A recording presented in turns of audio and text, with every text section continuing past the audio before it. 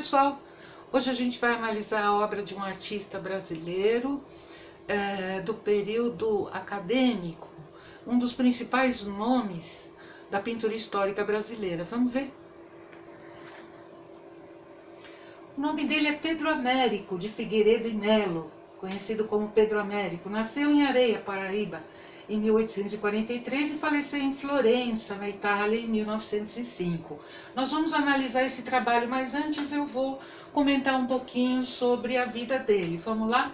Olha aqui, essa é a carinha dele, que ele retrata nesse trabalho, Batalha do Havaí, em um detalhe desse trabalho, né? Um trabalho grande, e como soldado 33. E eu gostaria de mostrar esse outro trabalho, que é um dos mais populares, né? O Grito do Ipiranga, né? Independência ou Morte, que está lá no Museu Paulista, no Museu do Ipiranga, que é um trabalho que tem mais de 7 metros de comprimento por mais de 4 de altura. Tudo isso para dizer que nesse período em que ele foi um artista tão famoso, ele seguiu os passos dos artistas acadêmicos, foi um dos melhores, mais famosos na época, condecorado pelo imperador Pedro II, ganhou medalhas, era chamado Papa Medalhas, né? E foi um artista que trabalhou tanto no Brasil como em Florença, na Itália. E lá ele desenvolveu esse trabalho,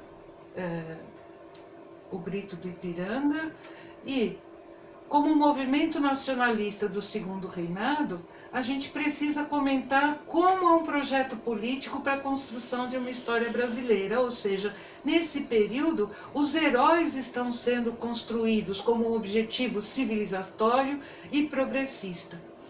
Mas acontece que a monarquia cai, e aí, em 1889, quando vem a República, os artistas daquele período são afastados, e ele igual, quando ele resolve construir por conta própria esse trabalho que se chama Tiradentes Esquartejado, não é? Por conta própria, eu estou dizendo, ele tinha um projeto de 5 trabalhos que não se realizaram, acontece que ele fez apenas esse, né? E por incrível que pareça, foi um trabalho que nesse período não foi aceito, ele foi rejeitado numa exposição no Rio de Janeiro. E por que ele foi rejeitado, né? Veja bem, é um trabalho que, desse jeito como ele constrói, parece uma cruz, não é? Tiradentes no cadafalso, essa cabeça cortada, ele todo esquartejado, né? Algumas pessoas que podem ser vistas na casinha lá atrás, mas a escadinha que sobe, a cruz de Cristo ao lado dele, desculpa aí, a cruz de Cristo do lado dele. E notem bem como esse esquartejamento traz um estranhamento total. Vamos falar primeiro, que eu já tinha adiantado o slide, vamos falar primeiro de como ele trabalha esse braço, né, pendente, como ele está presente em vários outros trabalhos da história da arte. Vamos lá. Michelangelo, nota como é parecido, né?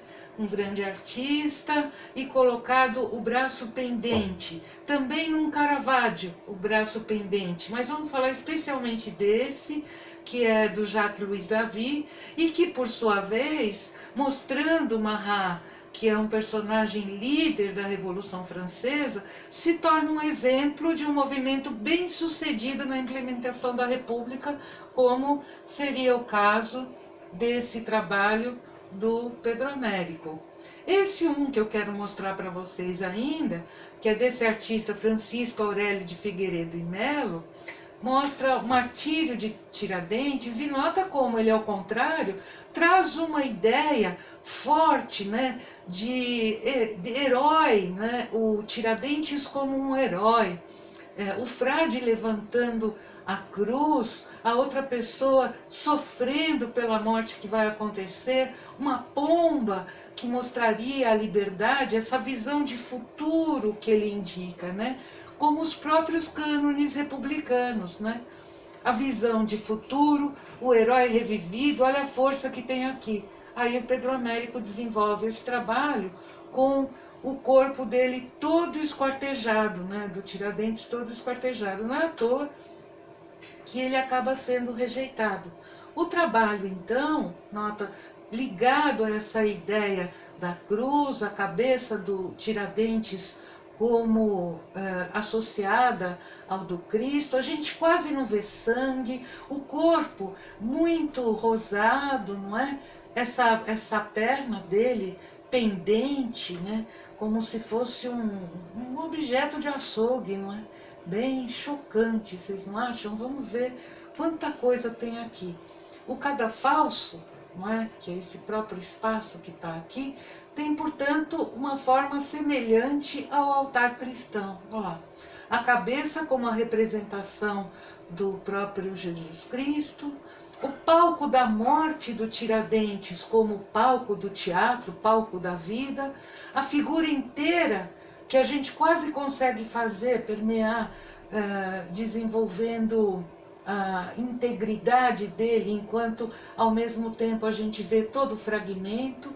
A proporção entre as partes é estudada de tal forma que a gente consegue sim juntar. A perna como um estandarte, a pele clara e rosada, como eu falei, a limpeza dos cortes. O estranhamento, então, é dado por essa asepsia, né? Essa limpeza e a própria fragmentação.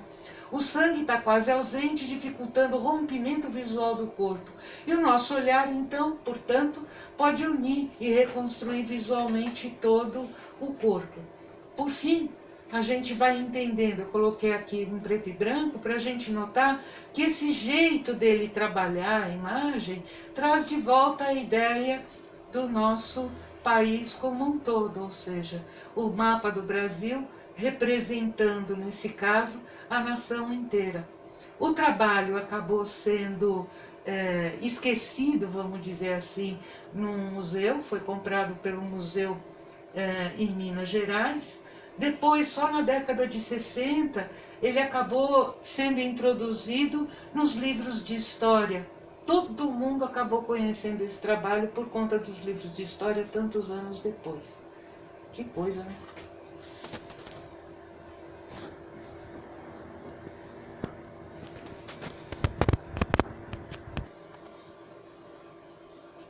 Bom, pessoal, se vocês gostaram, acionem o sininho e a gente vai se encontrar da próxima vez para fazer uma releitura, não é? Uma artista que vai fazer uma releitura desse trabalho.